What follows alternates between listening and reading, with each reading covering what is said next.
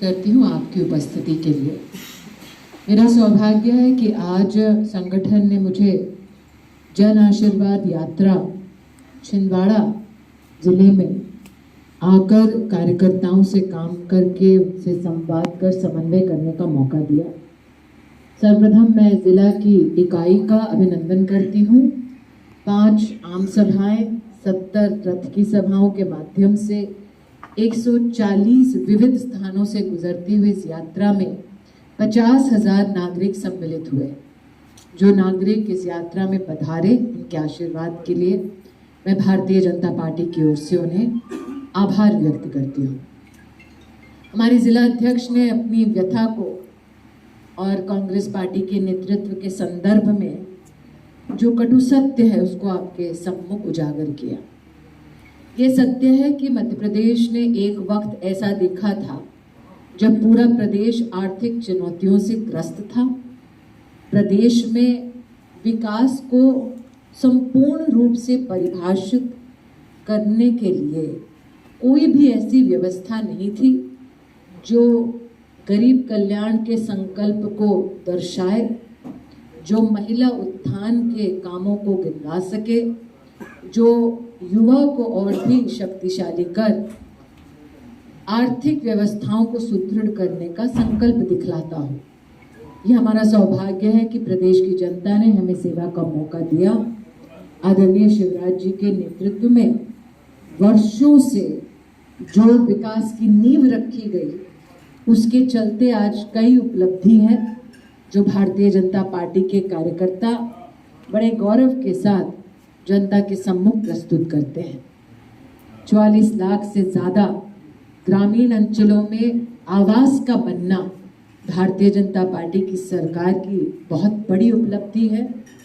हमारे राष्ट्र के इतिहास में कभी भी गरीब को सालाना 5 लाख रुपए की व्यवस्था उसके उपचार के लिए कभी किसी सरकार ने करके उपलब्ध नहीं कराई। यह हमारा गौरव है कि आज मध्य प्रदेश में 3 करोड़ 60 लाख से ज़्यादा हमारे नागरिक आयुष्मान भारत योजना के अंतर्गत भारत सरकार और प्रदेश की भाजपा सरकार की सेवा प्राप्त कर रहे हैं। मैं आनंदित हूँ ये कहते हुए कि इस योजना के अंतर्गत लगभग 30 लाख लोगों का निःशुल्क उपचार मात्र प्रदेश में संभव हो पाया है। बेटी लाडली है और बहना भी।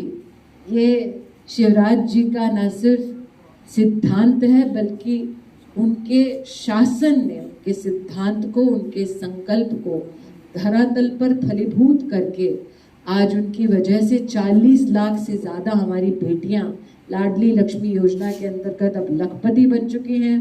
13 लाख से ज़्यादा बेटियां स्कॉलरशिप पा चुकी हैं और लाडली बहना योजना के तहत अब तक 3600 करोड़ रुपया प्रदेश की बहनों के बैंक के खाते में पहुंच चुके हैं। ये भी आनंद की बात है कि नरेंद्र भाई के नेतृत्व में जनधन योजना की एक सफल भूमिका मध्य प्रदेश में हमने देखी, जहां पर 3 करोड़ 70 लाख बहनों का जीवन में पहली बार बैंक का खाता खुला। ये भी एक विषय हर व्यक्ति के लिए एक वंदनीय विषय है कि जब देश पर कोरोना की विपदा आई तो नरेंद्र भाई ने संकल्प लिया कि हर गरीब तक मुफ्त का अनाज पहुंचे। मध्य प्रदेश में 5 करोड़ से ज़्यादा हमारे नागरिकों को ये सहयोग मिल रहा है और इस सहयोग के साथ साथ मुख्यमंत्री जी के सौजन्य से दीनदयाल जी के नाम से प्रेरित गरीबों के लिए एक विशेष रसोई का भी आयोजन किया गया है। तो चाहे वो महिला सम्मान हो, युवा उत्थान हो, गरीब कल्याण हो, हम सबको इस बात का गौरव है कि अगर 5 वर्षों में आप देखें तो 1 करोड़ 20 लाख से ज़्यादा नागरिकों को गरीबी से उभारने वाली पार्टी भारतीय जनता पार्टी की सरकार हमारे प्रदेश में स्थापित जनता के आशीर्वाद से हुई और उसी नागरिक को जन आशीर्वाद यात्रा के माध्यम से हम उनके आशीर्वाद के लिए आभार व्यक्त करते हैं और पुनः संकल्प लेते हैं कि पुनः भाजपा का कमल का फूल खिलने के साथ साथ विकास को एक नए स्वरूप में हम प्रदेश में प्रस्तुत करेंगे, ताकि नरेंद्र भाई का जो संकल्प है कि 2024 के बाद भारत विश्व की 3 बड़ी अर्थव्यवस्थाओं में से एक होगी, उसमें भी मध्य प्रदेश का स्वर्णिम योगदान होगा। यही संकल्प के साथ पुनः आपकी उपस्थिति के लिए आपको आभार व्यक्त करती हूँ। मेरा आग्रह है कि जिन जिन लोगों को प्रश्न पूछना है, आप अपना नाम, अगर किसी न्यूज़पेपर से हैं तो न्यूज़पेपर का नाम, चैनल से हैं तो चैनल का नाम बताएंगे तो मेरे लिए सहूलियत रहेगी। कोई अगर आप एक संचालन करना, कोऑर्डिनेट करना चाहें तो आप बताएं।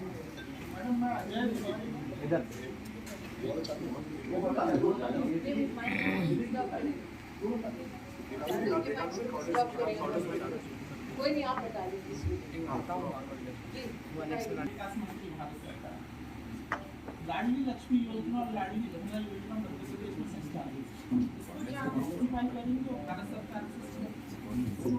मैं द्विवेदी जी, आपका नाम है? द्विवेदी जी, मेरे मंत्रालय के अंतर्गत वर्तमान में देश भर में जो आप पुलिस थाने में महिला हेल्प डेस्क देखते हैं, वो फंड संचालित होता है। देश भर में जो महिलाओं के लिए फास्ट ट्रैक कोर्ट्स बनते हैं, उसका समन्वय होता है। देश भर में जो फोरेंसिक साइंस लैब्स में उत्थान होता है, उनका अपग्रेडेशन होता है, नए FSL लैब्स की व्यवस्था होती है, उसका संचालन होता है। आंगनबाड़ी के माध्यम से संचालन होता है। तो मेरे संवैधानिक अधिकार में ये सारे विषय हैं। लेकिन निश्चित रूप से एक तरफ मैंने लाडली लक्ष्मी योजना का उल्लेख कर शिवराज जी का अभिनंदन किया, दूसरी ओर लाडली बहना का अभिनंदन किया। लेकिन ये भी कहना उचित होगा कि भारत सरकार ने प्रधानमंत्री मातृ वंदना योजना के अंतर्गत 3 करोड़ से ज़्यादा गर्भवती बहनों के बैंक के खाते में 12,000 करोड़ से ज़्यादा रुपया मुहैया करा दिया है।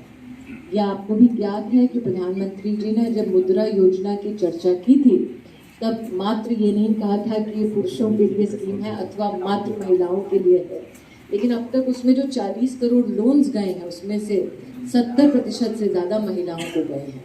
तो चाहे भाजपा की केंद्र की सरकार हो या प्रदेश की सरकार, महिला अर्थव्यवस्था की दृष्टि से एक उत्तीर्ण स्थल पर पहुंच सके, ये हमारा संकल्प है।